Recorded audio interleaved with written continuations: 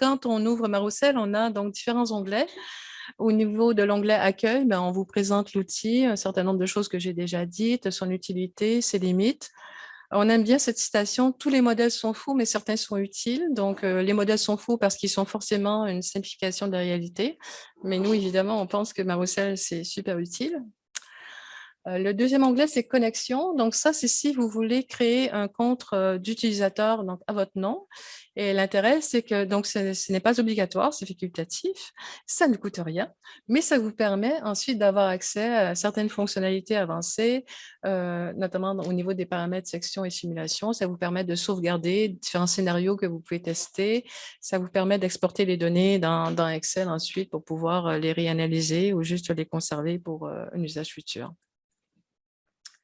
Donc, mon compte, c'est si vous voulez donc modifier les paramètres de votre compte, votre mot de passe, etc. Ensuite, vous avez paramètres. Donc, ça permet de visualiser toutes les valeurs de précipitation et d'évapotranspiration qui sont utilisées dans Marousel. Ça peut être utile, par exemple, vous dites, ben, une station, enfin, on a donc des données météo à l'échelle de 1 degré latitude, longitude, mais parfois, on sait quand, donc ça couvre, je ne sais pas, à peu près 3/4 dans Camargue, et on sait qu'en Camargue, on a des variations importantes d'une région à l'autre. Donc, si vous voulez modéliser pour un marais précis et pour lequel vous avez des données de précipitation, mais vous pouvez regarder la zone géographique correspondant à votre marais. Est-ce que j'ai bel et bien les précipitations que moi j'observe, que je mesure? Et sinon, on peut apporter après un facteur de correction. Ça peut être utile aussi. Nous ne sommes pas Météo France, donc les données peuvent être utilisées gratuitement. Donc, vous pouvez accéder à ces données-là pour d'autres projets et dire, ben, voici dans telle région, je sais pas, les précipitations cette année-là étaient de temps, etc. J'avais des précipitations totales et vous avez l'évapotranspiration pour l'année. Donc, c'est des données aussi qui sont accessibles, qu'on peut utiliser en copier-coller pour d'autres fonctions. À l'onglet Utilisation, on vous explique comment utiliser Marousel, un peu ce que je viens de vous dire ce matin, d'où proviennent les données, que signifient les différentes variables. Et vous avez donc les précipitations annuelles totales pour chaque année ou scénarios climatiques qui peuvent être consultés. Simulation, bah, c'est le module de calcul comme tel, et c'est là que vous devez donc déterminer les paramètres qui s'appliquent à votre marais, quel mode de gestion vous voulez tester, est-ce que vous voulez tester des données historiques ou futures ou passées. Et vous avez une section à propos qui va vous expliquer un peu aussi en partie ce que j'ai dit ce matin, donc l'historique. Vous avez les références des différents modèles parce que la plupart des données ont déjà été publiées, des mentions légales et les remerciements de nos financeurs. Vous avez même une foire aux questions. Et puis, à la toute au bout, vous avez version anglaise et française, donc vous pouvez basculer de l'une à l'autre. Et puis, le petit écran, c'est pour basculer avec un mode en fond d'écran clair ou sombre, le mode sombre permettant d'économiser de l'énergie. Alors, si on regarde tout ça un petit peu plus dans le détail, ben, la première chose, quand vous allez donc sur l'onglet Simulation, la première chose qu'il faut déterminer, c'est la région géographique dans laquelle vous vous trouvez. Et là, vous avez la possibilité soit de dérouler la liste des carrés. Donc, la météo correspond au centre du carré, mais nous, pour le retrouver ou l'identifier, on a choisi la plus grande ville dans ce carré. Donc, ce n'est pas nécessairement la météo de Montpellier. Hein, c'est plus les modèles climatiques, ils résonnent plus à un point, mais c'est dans ce carré-là est située la ville de Montpellier. Et l'autre option, c'est que vous pouvez aussi cliquer donc ici sur la carte et à ce moment-là, vous avez la carte qui apparaît et vous pouvez sélectionner le carré de votre choix. Donc, c'est deux façons pour identifier la zone géographique qui vous intéresse. En dessous, vous avez les scénarios. Donc, il y a différents scénarios de gestion qui sont proposés, mais l'intérêt, c'est, je pense, plutôt de créer votre propre scénario.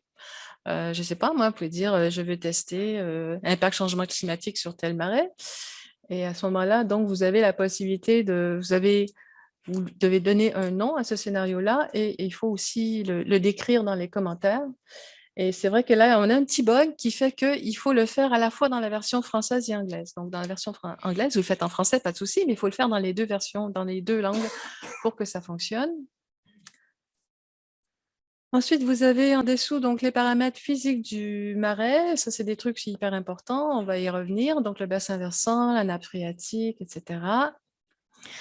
Dans cet autre carré, c'est la gestion des calendriers de mise en eau. Et ça aussi, évidemment, c'est les calendriers de gestion que vous voulez tester. Donc, c'est aussi très important. Mais je vais y revenir plus en détail. Ici, c'est la sélection de la période à utiliser pour les modélisations. Donc, on va voir, on a plusieurs périodes de temps. Et puis là, ce sont les outils d'exportation des données pour utilisation ultérieure sous Excel. Donc, quand on fait seulement des simulations hydrologiques, on peut avoir jusqu'à, en fait, normalement, on peut faire une simulation jusqu'à 10 ans. Et Marousel garde une mémoire de 10 ans, en fait. Donc, si vous avez une année très sèche, ça va avoir un impact sur, évidemment, sur l'hydrologie l'année suivante. La même chose pour la croissance du roseau. Par contre, pour l'hydrologie, on peut même faire jusqu'à 10 boucles de 10 années, ce qui veut dire modéliser 100 ans. Mais pour les micromodèles, on s'arrête à 10 ans. Et là, donc tout en bas, vous avez la section résultats avec des petits plus. Et chaque fois que vous cliquez donc, sur les plus, vous avez donc chacune des sections, on va voir tout à l'heure, qui va se dérouler et où vous aurez accès pour y visualiser à la fois les données au niveau graphique et aussi au niveau chiffres. Est-ce que j'ai oublié quelque chose? Non? Donc là, on va revoir en détail certaines sections que je vous disais qui étaient plus importantes. Donc, à commencer par les paramètres physiques du marais. Vous avez dans un premier temps le niveau de débordement. Donc, souvent, les marais sont... Enfin, c'est le niveau à partir duquel vous savez que même si vous rajoutez de l'eau, ça va partir par surverse. Donc, ça peut être la hauteur de la digue, ça peut être tout ce que vous voulez. Ça peut être la profondeur du marais hein, si vous avez aucun endiguement, tout simplement. Le coefficient du bassin versant, comme je disais tout à l'heure, c'est aussi une donnée très importante parce que c'est en fonction de l'endiguement. Donc, si vous avez un marais endigué, le coefficient est de 1, mais c'est le rapport en fait entre la quantité le gain en termes de niveau d'eau que l'on a pour une certaine quantité de précipitation. Donc, ça, c'est une façon de faire si vous avez la chance d'avoir un marais qui dispose d'un bassin versant, eh bien, c'est quand on annonce une forte pluie de un jour ou quelques jours, vous allez mesurer un endroit précis, le niveau d'eau, et vous le remesurez ensuite, tout de suite après la pluie. Et comme ça, la différence, il faut évidemment avoir aussi des données sur la quantité de millimètres qui est tombée, va vous permettre de faire ce ratio pour ensuite corriger la modélisation des marais. La salinité de l'eau souterraine, c'est en fait on parle d'une salinité moyenne. C'est la variable qui est sans doute la plus difficile à estimer si vous n'avez pas un suivi de la salinité de l'eau souterraine. De façon, nous, par rapport à l'expérience que l'on a, notamment ne serait-ce que sur les étangs Charny-Escamandre, on a des variations entre 0 et 35 grammes par litre, donc ça peut être très variable. Et par expérience, elle est souvent 3 fois supérieure à la salinité de l'eau de surface. Si vous n'avez pas un suivi, vous pouvez toujours aussi aller à quelques reprises dans l'année et essayer de mesurer avec un tube qu'on enfonce dans le sol la salinité de l'eau souterraine. Sinon, si votre but de modélisation est beaucoup plus axé sur les niveaux d'eau et pas sur le sel, quand on a des milieux d'eau, en fait, si la salinité n'est pas un problème, on n'est pas obligé de modéliser la salinité. Et souvent, quand c'est un problème, de toute façon, on la mesure, donc on a ces données. Niveau d'eau minimum au souterrain, ça c'est le niveau en dessous duquel le marais ne peut pas descendre. Donc parfois c'est parce qu'on a la nappe phréatique qui est affleurante, qui est assez élevée. Je pense au marais de Mérane par exemple en Crau, où on ne peut pas descendre, je pense, plus bas que 20 ou 30 cm. Parfois ça peut être aussi une couche d'argile qu'on sait qui fait un barrage. Et donc si on n'a pas de situation particulière, la valeur de défaut que l'on suggère est de 100 cm. Nous, avec le modèle des étangs Charny-Escamandre, nos piézos descendaient jusqu'à 50 cm, mais on va voir que les modélisations, en fait, elles peuvent descendre bien plus bas que ça, parce que l'eau, même quand il n'y a plus de piézo, elle continue de descendre. Et a priori, ça fonctionne après quand il repleut. Donc, je pense qu'il y a Il n'y a aucun souci. Est-ce que le Marocel peut d'ailleurs permettre, hein, quand on a des simulations avec des niveaux d'eau, de déterminer cette valeur-là.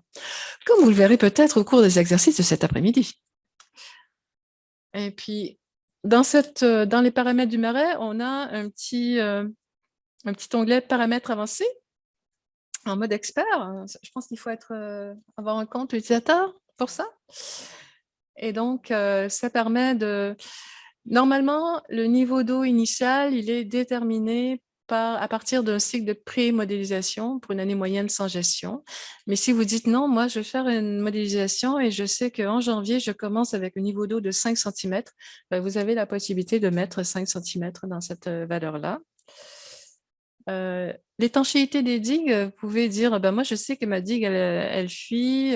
Donc, à ce moment-là, vous pouvez mettre un facteur de correction qui va vous permettre justement d'ajuster, de réussir à bien caler la courbe théorique de Maroussel avec la courbe observée. Mais si vous n'avez pas connaissance de problème d'étanchéité, vous laissez faire. Ici, c'est le coefficient en eau souterraine, comme je disais tout à l'heure, que normalement, nous, on conseille plutôt de ne pas la modifier. Donc, c'est une valeur qui est moyenne, qui est ressortie pour les étangs en escamante. Donc, c'est des marais avec plantes émergentes, avec, je ne me souviens plus de la proportion exacte de limon, sable, etc. Mais bon, je pense que c'est assez classique. Mais parfois, c'est vrai que ça peut être nécessaire. Si vous connaissez bien la constitution de votre sol, vous pouvez aussi le modifier. La salinité de l'eau apportée, ça, c'est si vous la connaissez. Normalement, c'est une valeur qui est proportionnelle à la salinité de l'eau souterraine et ça va varier de façon saisonnière en fonction de l'évapotranspiration. Donc là, on ne vous demande pas de mettre une valeur précise. On a comme 4 cas de figure. Ça peut être nul si on considère que l'eau qui est ajoutée est systématiquement très douce. Ça peut être moyenne si on va dire c'est plutôt normal. Donc l'eau est en... C'est quoi d'ailleurs? En fonction de la salinité du sol. Ça peut être faible ou élevé. Si vous dites, OK, pour l'instant, je suis au marais de Viguera, c'est très doux, mais je sais qu'il va se passer quelque chose avec la barrage anti-sel et que la salinité va augmenter. À ce moment-là, pour pouvoir l'intégrer dans vos modélisations, vous pouvez mettre élevé. Donc, ça veut dire qu'on s'attend à ce que cette valeur de salinité augmente au fil du temps. À la toute fin, on a aussi, en France, on est parmi les rares à avoir comme roseau le roseau commun Phragmite australis australis. Mais dans d'autres régions, on a plutôt, même en Espagne, qui n'est pas très loin d'ici, on a plutôt une autre sous-espèce qui est beaucoup plus grande. Donc là, c'est juste en fait en cochant commun, ça veut dire que ça va, quand vous faites les prédictions de hauteur de roseau, eh bien, ça prend en compte du fait qu'on a un roseau qui normalement dépasse rarement 3 mètres en Camargue. Sous les paramètres du marais, on a donc les données hydrologiques et en fait la sélection de la période à modéliser. Donc, vous devez choisir parmi époque pré-industrielle, ça je pense que j'ai oublié de le dire tout à l'heure. Donc, ces données-là mondiales à 1 degré, en fait, elles fournissent aussi des données de l'époque pré-industrielle entre 1891 et 1910. Donc, des fois, ça peut être intéressant. On peut, je ne sais pas, s'il y en a qui travaillent, je me souviens que sur les étangs chez Escamante, notamment, on avait fait aussi des études un peu historiques sur depuis quand les marais existent, etc. Bref, vous avez aussi ces données que vous pouvez utiliser. Sinon, il y a les données historiques réelles. Donc, ça commence en 1981 et ça termine pour l'instant en 2016. Mais l'idée, c'est que dès que les données sont disponibles, on va les ajouter.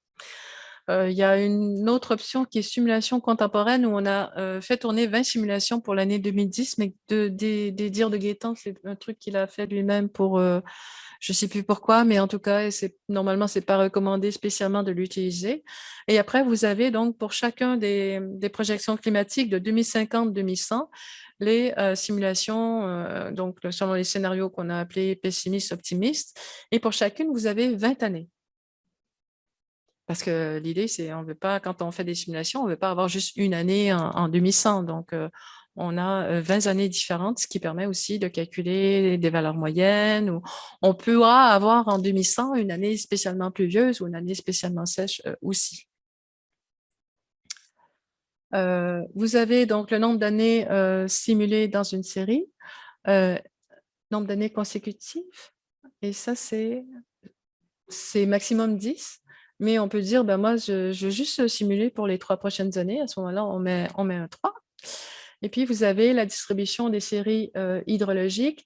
Donc, on peut choisir en ordre chronologique, dans quel cas il faut déterminer, moi, par exemple, je voudrais l'avoir pour 10 ans, je veux des données historiques réelles et je veux que ça commence en 2000, donc ça ira de 2000 à 2010. Ou sinon, on fait aléatoire et à ce moment-là, il suffit de cliquer sur ce bouton qui va vous générer une série de 10 années choisies au hasard. Ce qui est intéressant, c'est que aussi dans ces... on ne le voit plus ici, mais on a aussi généré enfin, sélectionné une année sèche, une année moyenne et une année pluvieuse. Donc ça fait partie, c'est des vraies années qui se sont produites et c'est l'année la plus sèche. Et donc, du coup, c'est aussi pratique des fois quand on veut dire, ben, moi, je voudrais avoir testé l'impact du climat actuel. Mais c'est vrai que la règle en Méditerranée, hein, c'est un peu que chaque année est exceptionnelle. Donc là, je dis, ben là, je vais voir quand j'ai une année sèche, qu'est-ce qui se passe? Quand j'ai une année pluvieuse, qu'est-ce qui se passe? Et quand l'année est entre guillemets normale, moyenne, qu'est-ce qui se passe? Donc, pour les calendriers de mise en eau, donc ça, c'est ce que l'on veut en fait tester, hein, les scénarios de gestion que l'on veut tester. On peut en tester 3 en simultané, plus un quatrième qui est l'absence de gestion. Donc, vous avez la possibilité, si vous dites, ben moi, on va voir, je vais déterminer le mode 1 et je veux que ce soit le mode 1 qui soit testé sur les 10 années. À ce moment-là, vous cliquez ici, ça vous évite de cliquer sur tous les trucs ici. Mais sinon, on peut dire, ben moi, je considère que le climat en Méditerranée, il est variable et que la gestion ne devrait pas être la même à tous les ans. Donc, je vais me définir 3 modes de gestion différents et puis chaque année, je vais prendre un mode. Donc, mode 1, année 1, mode 2, année suivante, mode 3 et ainsi de suite. Donc, on a aussi cette option avec Marocel. Et à chaque fois, donc, vous avez à gauche hein, les années qui sont choisies pour mener ces modélisations. Non, c'est pas ça, c'est ça. Donc, comme on disait, soit vous choisissez des années précises à modéliser, soit vous avez cette série là que vous avez choisie au hasard. Donc, quand vous faites paramétrage des modes de gestion, ben, c'est de définir en fait à quoi correspond le mode 1.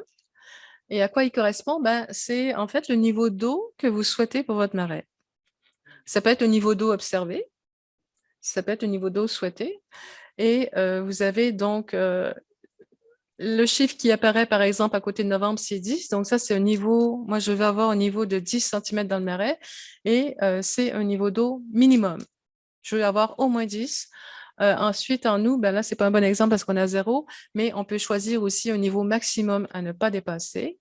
On peut aussi dire, ben moi, pour le mois d'octobre, j'ai pas d'objectif précis. Je veux que le niveau d'eau soit celui que la nature a créé en fonction aussi de mes choix de gestion pour les mois précédents. Donc, on ne veut pas intervenir spécifiquement. Donc, un truc important, c'est que là, ces chiffres correspondent à ce qu'on appelle un niveau moyen. Donc, nous, comme on avait beaucoup étudié toutes sortes de choses, notamment le boutor dans les étangs Charny-Scamandre, on avait les relevés de niveau d'eau au piézo, mais on avait aussi relevé des niveaux d'eau un peu partout dans les marais roseliers. Quand on voulait savoir le butor, il a besoin de combien d'eau, si le butor est à 1 km du piézo, en fait, la profondeur n'est pas nécessairement la même. Donc, l'idée, c'était que sur l'emplacement où on avait positionné le butor, on prenait des niveaux d'eau à cet endroit-là aussi. En même temps, on prenait les niveaux d'eau au piézo, donc on avait la comparaison entre les deux. Et à partir de ça, on a constitué une banque de données qui nous donne le niveau moyen du marais. C'est ce qui est plus logique, quand on parle de niveau d'eau, on ne veut pas nécessairement parler du niveau au point le plus profond. On peut avoir des marais qui sont très en cuvette ou beaucoup plus profonds au centre. On ne veut pas non plus nécessairement avoir le marais de la hauteur d'eau trop en bordure, qui n'est pas nécessairement représentative du marais. Donc, comment est-ce qu'on fait pour traduire la mesure en niveau moyen? Ben, si le niveau d'eau est mesuré au piézo et qu'on considère que c'est représentatif du marais, ben, on peut dire, ben, moi, c'est le niveau qui est l'eau au piézo. Si on considère que le niveau est à la règle, en fait, il faut savoir que ce qu'on considère comme niveau moyen, ça correspond à un niveau moyen de 0, c'est lorsque la moitié de la superficie du marais est asséchée. Donc, il faut partir de ce raisonnement-là. Donc, on peut avoir une règle dans le point plus profond du marais et dire, ben, je sais que si j'enlève, je ne sais pas moi, 20 centimètres à ma règle, mon marais va être asséché à moitié. Donc, il faut que je prenne des niveaux qui sont de 20, un chiffre de 20 inférieur à la valeur mesurée. Ou si on veut pas, on n'a pas la connaissance suffisante pour le faire comme ça, on peut appliquer une formule mathématique, comme on va voir tout à l'heure, qui va permettre de transformer un niveau à une règle positionnée dans un point profond en un niveau moyen qui correspond donc à la moitié de la superficie du marais séché. C'est clair? Et puis là, ben, vous avez, il ne reste plus qu'à présenter les résultats. Et là, c'est un petit peu difficile parce qu'il y en a beaucoup, donc c'est peut-être pas assez grand, mais tout à l'heure, peut-être qu'on pourra avoir une meilleure vue quand Gaëtan fera la démo. Donc, la première fenêtre, c'est sur les niveaux d'eau. Donc, on fonctionne toujours en niveau d'eau mensuel. Donc, vous avez une valeur de niveau d'eau pour chaque mois de l'année. La valeur en bleu foncé, c'est la valeur obtenue quand on applique nos choix de gestion. La courbe bleu pâle, c'est le niveau d'eau que l'on aurait si on n'intervenait pas sur la gestion. Donc, ça veut dire qu'il y a de l'eau qui arrive grâce aux pluies, il y a de l'eau qui se perd par évapotranspiration, et c'est tout. En dessous, vous avez les volumes d'eau à faire entrer ou à évacuer pour justement obtenir le niveau d'eau désiré. Donc, si on dit, ben moi, je vais avoir 40 centimètres en mai, ça vous dit, ben, en mai, pour une année X ou pour une année moyenne ou une année sèche, il faudra que vous ajoutiez un volume de temps. Si on dit, ben moi, je veux que le niveau d'eau soit maximum de 10 en décembre, ben, une année moyenne, ça veut dire que vous allez devoir évacuer un tel volume d'eau pour arriver à cette valeur-là. Vous avez là en troisième, donc la salinité mensuelle de l'eau de surface et de l'eau souterraine. On peut voir que les deux varient à peu près de la même façon, avec souvent, évidemment, normalement, c'est l'eau souterraine qui est la plus salée. Vous avez ici donc les graphiques de densité et hauteur du roseau. Et en fait, quand vous déplacez la souris sur chaque valeur, vous allez avoir en fait le chiffre de la hauteur moyenne du roseau qui apparaît. Il n'y a pas juste le dessin, parce que le dessin, il est proportionnel. La hauteur des tiges va en fonction de la hauteur du roseau. Mais vous avez aussi la valeur en chiffres qui vous est donnée. Même chose pour la densité. Après, donc, vous avez les modèles là, sur les oiseaux avec le potentiel d'accueil, où là, on parle plus de probabilité d'en avoir ou abondance relative pour les passereaux paludicoles, le buteur étoilé, le héron pourpré et le canard nicheur. En l'occurrence, on parle bien de colvert. Et puis, vous avez ici le taux de recouvrement des différents herbiers submergés qui sont en deux couleurs selon qu'on parle d'espèces plutôt patrimoniales ou d'espèces plutôt banales. Et puis, vous avez un gros signe danger quand vous avez des risques, quand vous faites une gestion qui plaît bien à la